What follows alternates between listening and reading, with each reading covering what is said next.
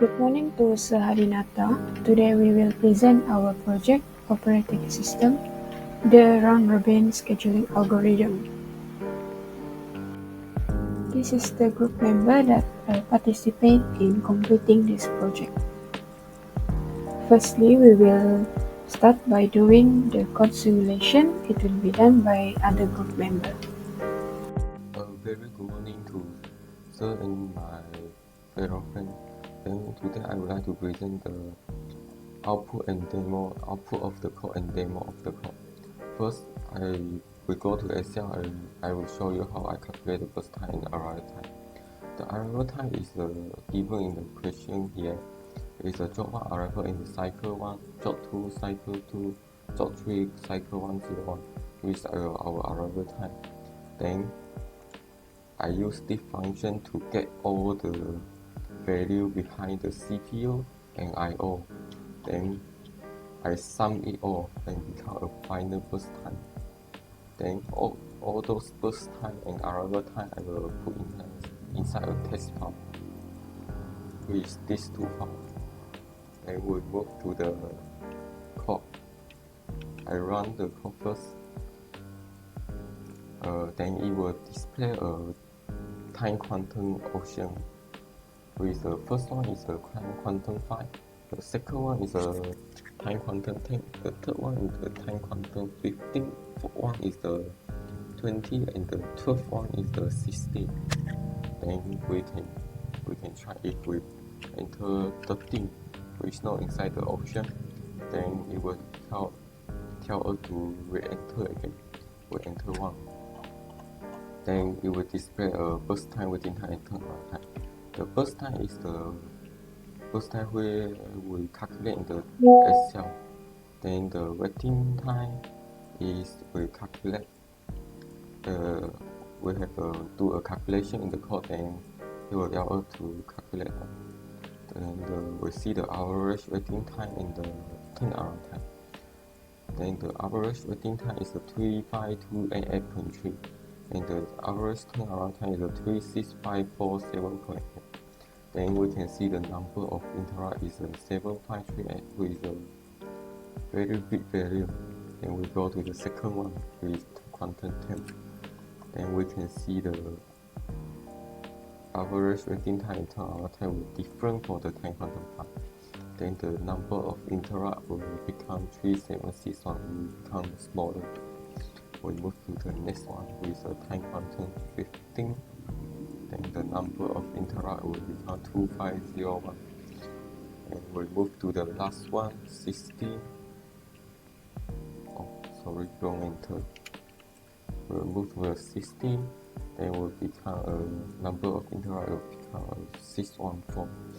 Then so we can conclude that if the time quantum will become larger, then the number of interrupt will become smaller. Then we press 0 to assist the program. That's all for me. Burst time for other cycle. So this is the Excel for the cycle.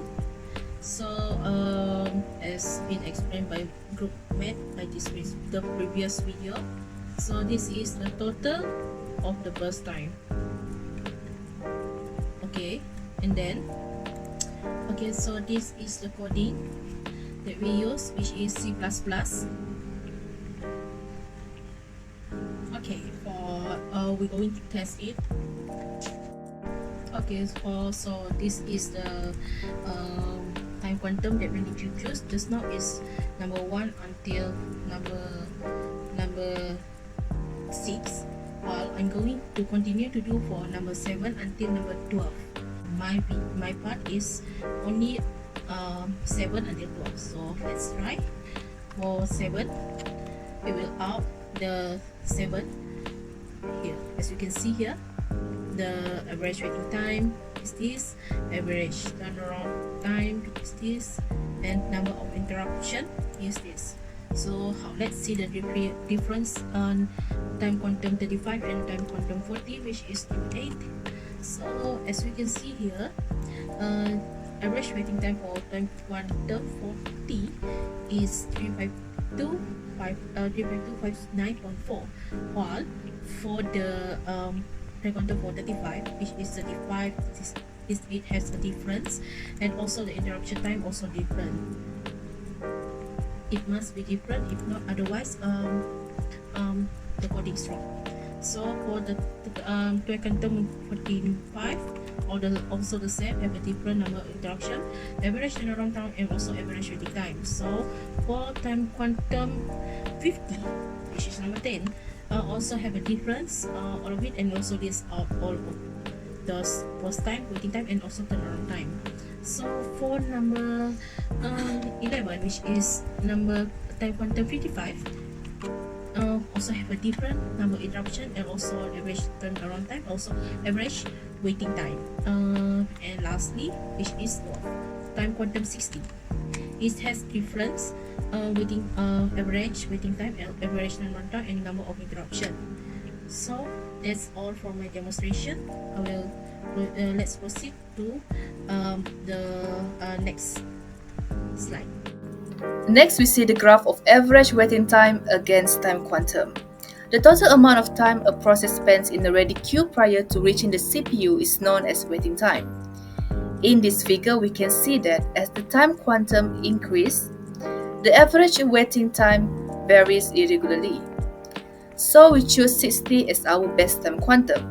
To justify this, the scheduling algorithms need the lowest average waiting time, as it helps to improve efficiency and performance of the scheduling algorithm.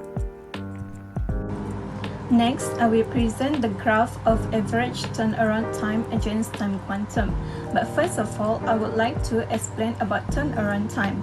Turnaround time is the time required to complete a process.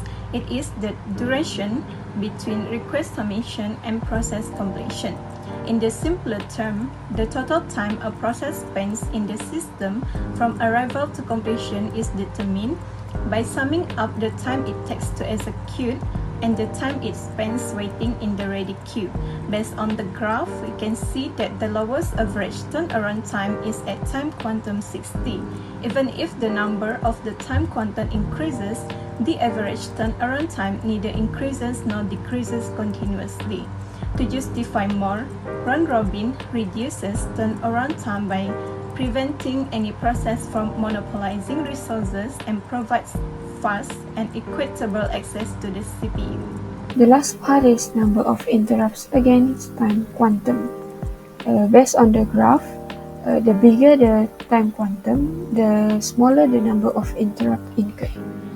The number of interrupts become higher when the time quantum is too short, because the operating system must perform the scheduling process more frequently. However, if the time quantum is too big, the other job lists that are already in the ready queue have to wait longer between turns, and there is a chance that the user will notice a lack of response in the application to which this process belongs. But choosing a time quantum shorter than 60 will cause the percentage of interrupts overhead as a part of the total processing time available increase. With this, we have to consider the two factors when choosing the best time quantum, which are the average waiting time and the average turnaround time should be the shortest among all. This is because it can improve the CPU utilization for the execution process without interruption.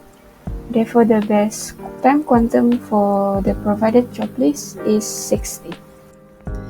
Next, we see the justification on best time quantum.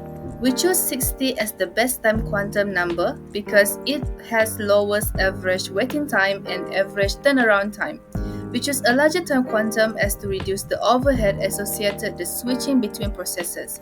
Besides, larger time quantum lead to better throughput as the processes spend less time on context switching.